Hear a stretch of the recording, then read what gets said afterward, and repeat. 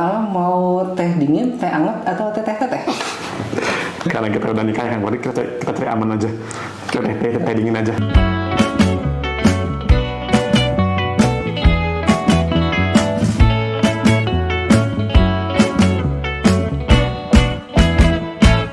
Assalamualaikum warahmatullahi wabarakatuh. Kembali lagi di podcast Neuron Ngeteh, Ngerumpi Teknologi. Nah, di sini perkenalkan saya Farid dari WDS Web Development Services. Nggak kalah menarik dari sesi ngeteh sebelumnya. Di sini kita akan ngebahas tentang GraphQL. Nah, buat yang belum subscribe channel ini bisa diklik tombol subscribe di bawah dan jangan lupa aktifkan lonceng buat dapat update-nya konten yang lebih menarik yang akan kami share. Di sini kita udah kedatangan Kang Alam ya sebagai praktisi di GraphQL dan sedang menghandle beberapa project di Neuron. Kang Alam, makasih banyak ya Kang udah datang. Gimana kabarnya? Lagi sibuk apa sekarang? Alhamdulillah baik Kang Farid. Terima kasih Kang Farid untuk sesi ngeteh, untuk kesempatan sesi ngeteh kali ini. Kalau di pekerjaan saat ini ada dua pekerjaan utama Kang Farid. Yang pertama untuk mengembangkan aplikasi Capture Order. Jadi aplikasi ini menangkap order di depan untuk diteruskan ke belakang, ke sistem belakang. Ya. Yang kedua aplikasi untuk visibility jaringan atau aplikasi untuk mengecek ketersediaan layanan di jaringan tertentu di satu tempat tertentu kayak gimana gitu, apakah bisa dilayani atau tidak. Gitu. Oke, Kang Alam. Alhamdulillah ya Neuron. Alhamdulillah sekarang Neuron lagi banyak proyeknya ya Kang ya. Alhamdulillah. Nah, ini sebelum kita mulai sesinya, kayaknya agak kurang ya kalau di sini sepi sekali ya. Oh iya. Gimana kalau kita minum teh dulu biar nggak seret lah di sisi diskusi ini. Nah, Kang Alam mau teh dingin, teh anget, atau teh? Karena kita udah nikah kan, berarti kita cari aman aja. Kita teh dingin aja. Oke, berarti teh dinginnya 2 ya. Oke, nuhun teh cucu.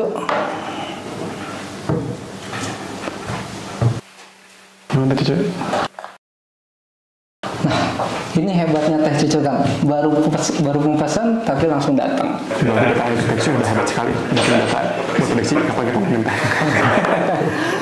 Oke Kang, kita balik lagi ke topik bahasan utama kita ya. Nah, yang sejauh saya tahu itu GraphQL udah dipakai di perusahaan besar IT lainnya ya. Misalnya contohnya Facebook yang sekarang berubah menjadi Meta namanya. Lalu Twitter yang kemarin sudah dibeli oleh Elon Musk. Lalu ada Pinterest, lalu ada GitHub nih yang sering dipakai sama tim developer. Nah, kalau dilihat dari QL itu kan dari query language ya Mas ya. Mungkin ada berhubungan dengan database. Nah, kita pertanyaan basic dulu nih Kang. Jadi bisa dijelasin nggak GraphQL itu apa Kang? Jadi GraphQL ini merupakan sebuah standar Kang Farid bagaimana aplikasi mendapatkan data. Jadi meskipun ada QL-nya, jadi sebenarnya ini tidak ada hubungan dengan SQL database ya. Jadi karena GraphQL ini lebih bagaimana ke sebuah bukan karena pada QL-nya, karena GraphQL ini menggunakan query language yang standar dan mau digunakan. Jadi struktur query ini lebih ke mirip ke JSON kan Farid. Ya, jadi nggak sama kayak select kayak di SQL gitu ya. Jadi nggak sama seperti SQL database. Jadi setiap query di GraphQL ini sebenarnya pada dasarnya adalah data apa yang ingin didapatkan oleh aplikasi. Oke Kang. Berarti secara garis besar mungkin GraphQL itu seperti framework ya Kang ya. Frameworknya untuk database. Kalau dilihat misalnya PHP mungkin ada Cognitor, lalu ada Laravel, lalu ada yang kita pakai di Neuron itu ada Zen ya. Zen framework. Nah, kalau dari framework yang biasa dipakai kan ada MVC nih Kang. Model, view, controller. Model buat connect ke database-nya, controller untuk pembuatan API-nya, view untuk tampilan di UI-nya. Nah, positioning di GraphQL itu di mana sih Kang? Jadi GraphQL ini kita tempatkan di layer API kan Farid. Jadi GraphQL ini sebagai sebuah standar gitu, seperti halnya API yang lain gitu, bagaimana aplikasi itu mau mendapatkan data ke database. Dan karena penempatannya karena GraphQL ini kita berupa URL endpoint-nya gitu ya, API gitu ya. Jadi pemanfaatannya memang lebih banyak untuk front end, bagaimana front end mendapatkan data, mau data seperti itu Kang Farid. Oh gitu Kang. Nah, ini menarik nih Kang. Soalnya gimana? Kenapa sebelumnya itu kalau misalnya kita mau ada perubahan di sisi UI nih, mau nge-select sebuah data, kita harus bikin model baru, terus ngebuat controller baru, terus UI-nya harus view-nya harus dirubah nih Kang. Berarti kalau menggunakan GraphQL itu bisa lebih cepat ya Kang ya? Betul. Dalam proses itunya, proses developmentnya. Nah, mungkin bisa dijelasin sedikit fungsional utama dan cara penggunaan GraphQL itu nggak Kang?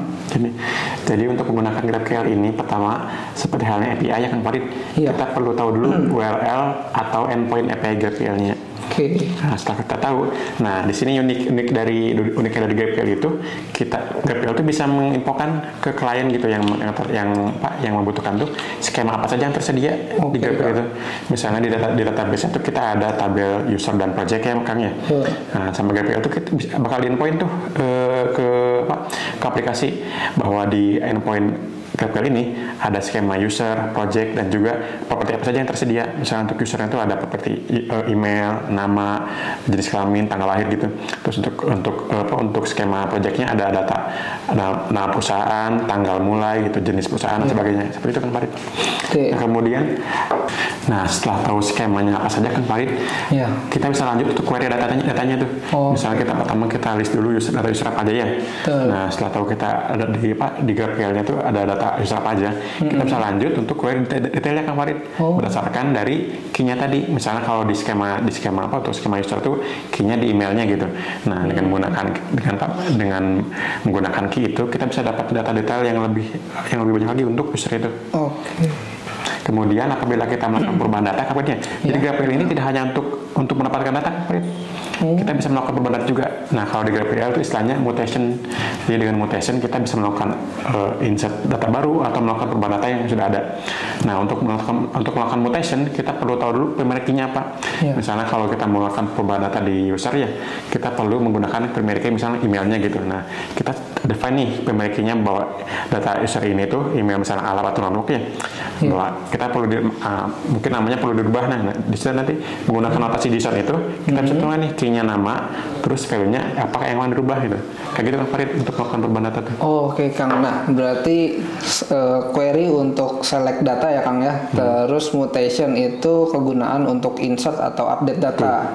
Oke. Nah, ini bisa diimplement di mana aja Kang? Di DB apa atau di script mana?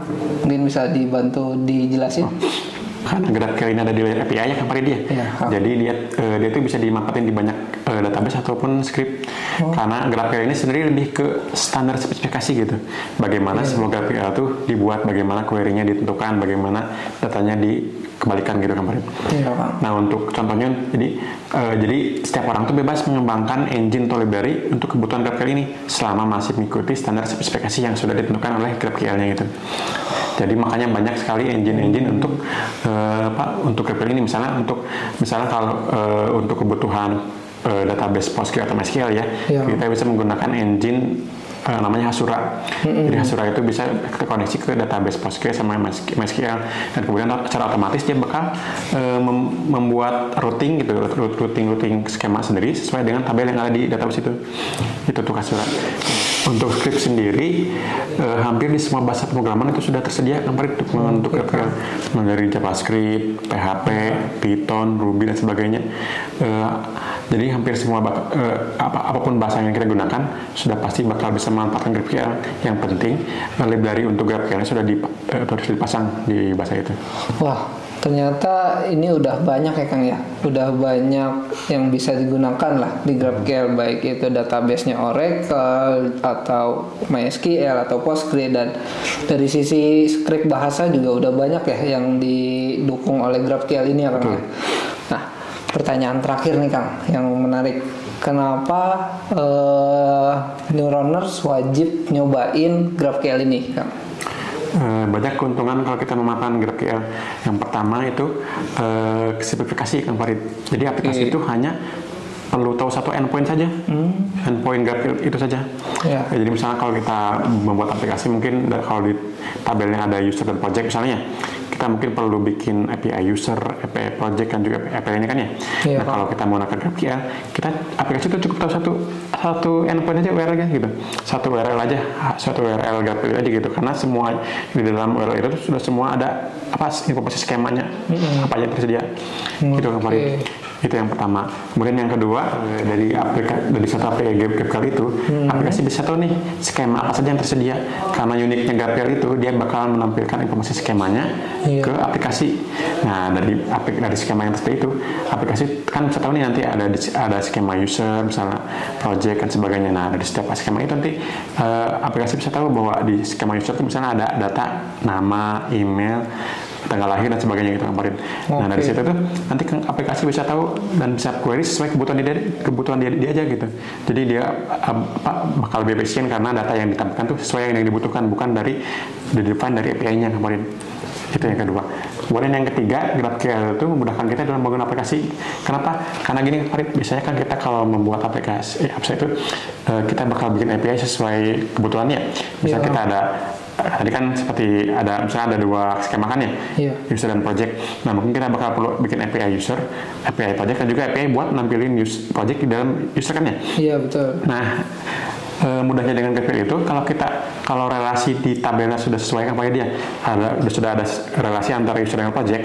Nah GraphQL itu bisa langsung menampilkan data user project di dalam user itu kan pakai. Jadi namanya kalau misalnya kita jadi aplikasi itu sudah bisa langsung menampilkan data user dengan project berdasarkan relasi di tabel itu. Jadi kita tuh nggak perlu lagi membuat aplikasi untuk membuat API untuk menampilkan data project di dalam user. Nah, sebenarnya masih banyak kan Farid keuntungan tuh. Tapi karena dari keuntungan itu kan dari yang saya sebutkan tadi ya, itu kita jadi lebih dalam membangun aplikasi itu kita lebih efisien karena lebih simple, lebih praktis dan lebih banyak waktu yang bisa kita gunakan untuk hal lain kan Farid. Bisa untuk menambahkan fitur yang baru, untuk fitur atau mungkin melakukan optimalisasi ke aplikasinya. Itu semua karena kita digunakan dengan GraphQL kan Farid. Oke, ternyata banyak juga ya Kang ya manfaat penggunaan GraphQL ini Kang.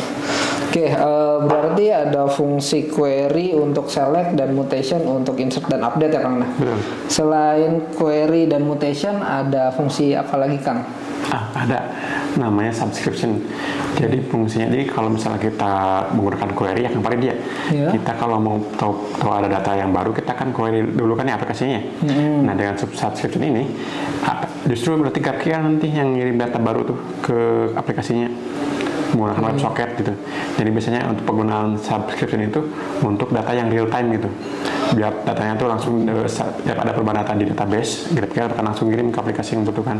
Wah ini keren banget nih Kang. Ini bisa seperti streaming data ya Kang. Betul.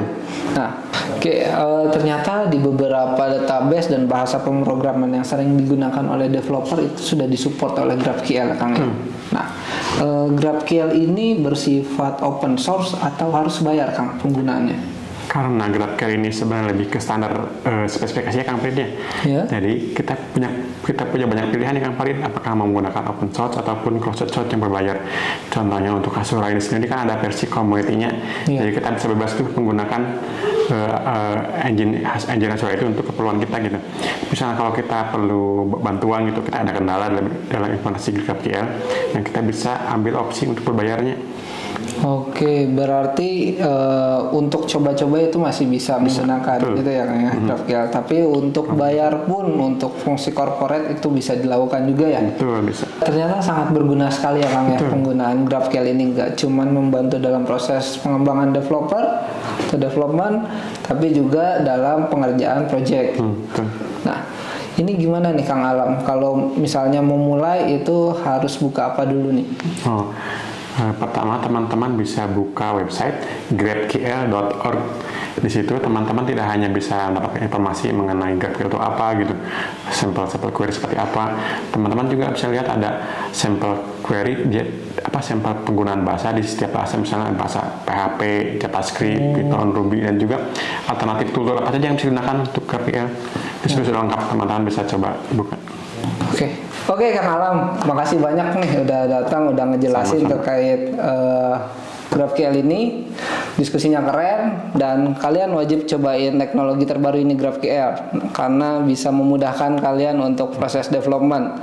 Saya Farid, izin undur diri. Kalau misalnya ada yang mau dibahas lebih lanjut atau mau sesi training atau mau bahas teknologi lainnya, silahkan komen di bawah sini.